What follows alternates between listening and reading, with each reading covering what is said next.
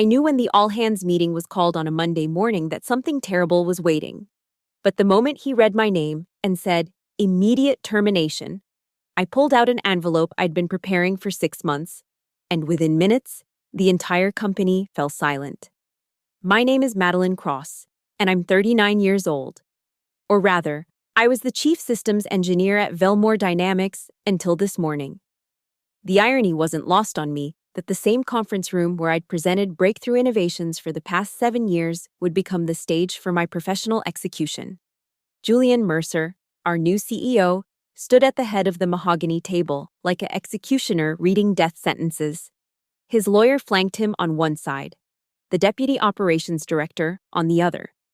The entire engineering team sat in stunned silence as names were called out, each followed by the same clinical phrase, "Immediate termination."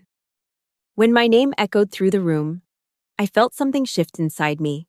Not panic, not despair, but a cold satisfaction that had been building for months. I closed my laptop with deliberate slowness, the soft click amplified in the deathly quiet room. Then I reached into my briefcase and withdrew a white envelope, pristine and sealed. I placed it on the table in front of Julian, my voice steady as winter. "You should read this before the board calls you." Without waiting for a response, I gathered my things and walked out, leaving behind a room full of people who had no idea what storm was about to hit. But to understand what was in that envelope, you need to know what happened 6 months ago, when Argonne Capital acquired Velmore Dynamics and everything I'd built began to crumble. The takeover announcement came on a Tuesday. I remember because I was debugging the core authentication system when the email arrived. Exciting new partnership, they called it. Streamlined operations and enhanced efficiency. Corporate speak for gutting everything that made us innovative. Within weeks, I noticed my access privileges being quietly restricted. Files I'd created were suddenly read-only. My name disappeared from research documentation I'd authored. The signs were subtle at first, like a slow poison working through the system. The breaking point came when I discovered an internal document that had been accidentally CC'd to me. It outlined a transition plan for legacy system maintenance, my life's work reduced to 3 dismissive words. The plan called for transferring my responsibilities to Colin Brooks, a 26-year-old junior developer who'd been with the company for 8 months. That night, I sat in my home office staring at the screen, understanding with crystal clarity that I was being systematically erased. They wanted my knowledge, but not me. They wanted my innovations, but not my oversight. They wanted my 7 years of architectural expertise condensed into a manual that someone else could follow. Most people would have started looking for another job. Instead, I began building a trap. The beauty of being the architect of Velmore's entire digital infrastructure was that I knew every pathway, every dependency, every single point of failure. Over the next 6 months, I began implementing what I called authentication integration, a security enhancement that would make the system more robust. What I actually built was a web of dependencies that tied every critical function to my personal access credentials. Not maliciously, not obviously, but elegantly. If my access was revoked, the system wouldn't crash spectacularly. It would simply stop working. I also retained a private attorney specializing in intellectual property rights.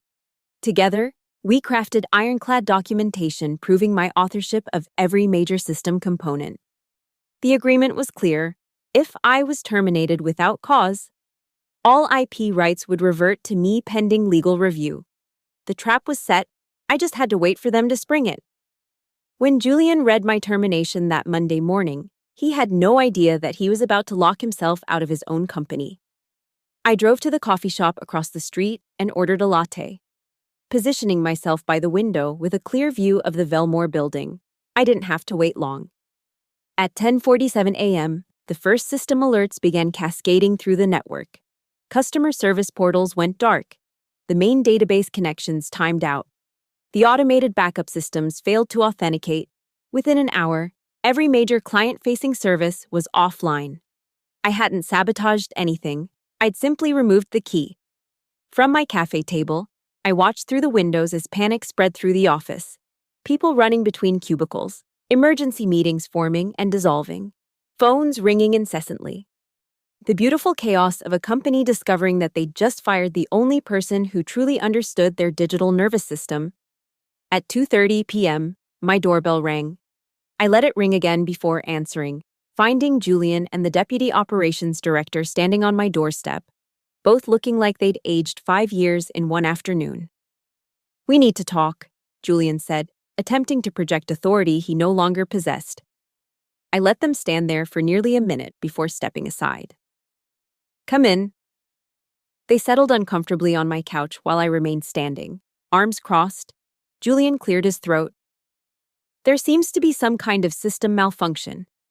"There's no malfunction," I interrupted. "Everything is working exactly as designed."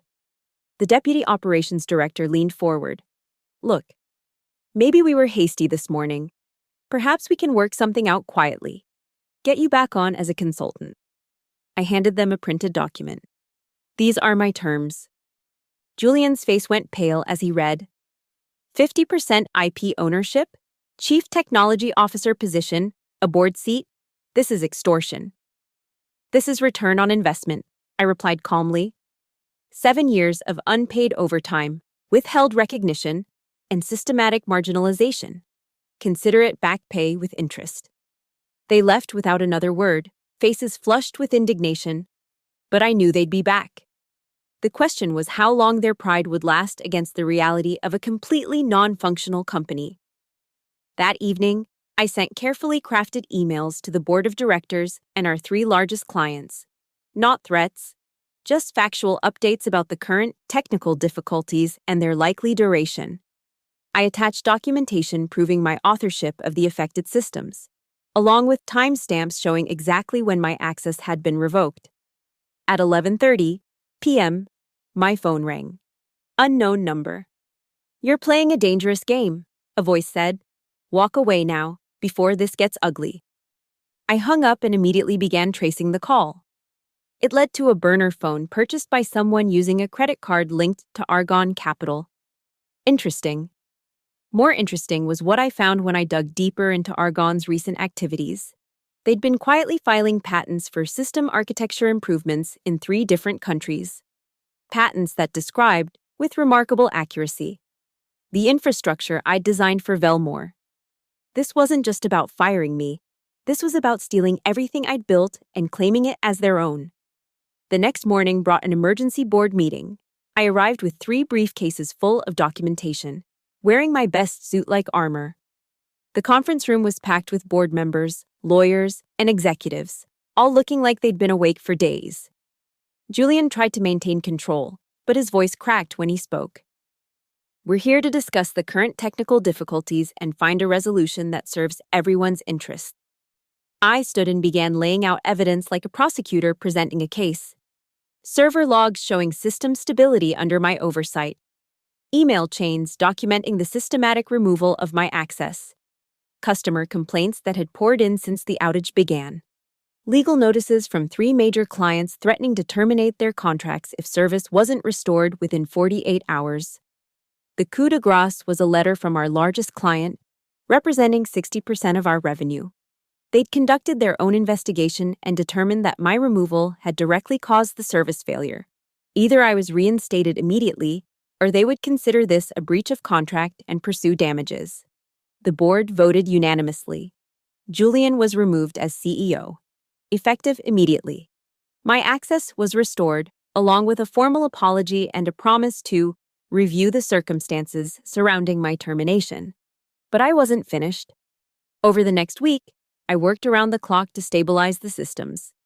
Publicly, I was the dedicated employee working to fix the crisis. Privately, I was conducting a forensic investigation that would make the FBI proud. What I found was worse than corporate theft. Hidden in the system logs were traces of sophisticated intrusion attempts, not random hackers, but professional-grade penetration testing.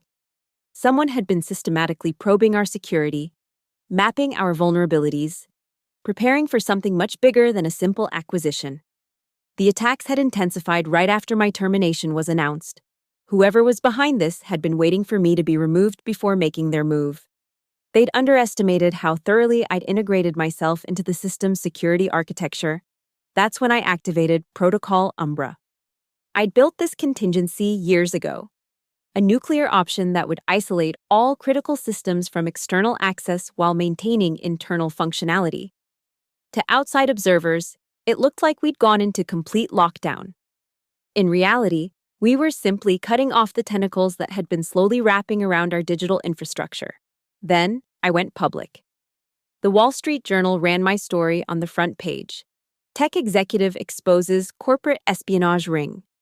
I provided them with everything: the patent filings, the intrusion attempts, the systematic dismantling of security protocols that had followed my termination.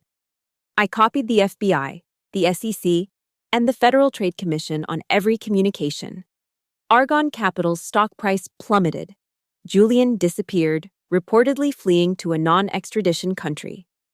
The board begged me to stay, offering terms that exceeded even my most optimistic demands. But the most satisfying moment came 2 weeks later, when I walked into the same conference room where I'd been fired. This time, I wasn't the victim.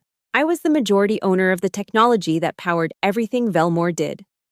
The remaining board members looked at me with a mixture of respect and fear. They'd learned what happened when you tried to erase someone who'd spent 7 years building the very foundation of your business. "Ladies and gentlemen," I said, taking my seat at the head of the table, "let's discuss the future of this company." The envelope I'd left on Julian's desk that Monday morning had contained just 4 words: "You made a mistake." But those 4 words had been backed by months of preparation, years of expertise, and the kind of strategic thinking that comes from understanding systems better than anyone else in the room. They'd tried to delete me like a redundant file. Instead, they'd discovered that I wasn't just an employee. I was the operating system itself. And now, finally, I was in control.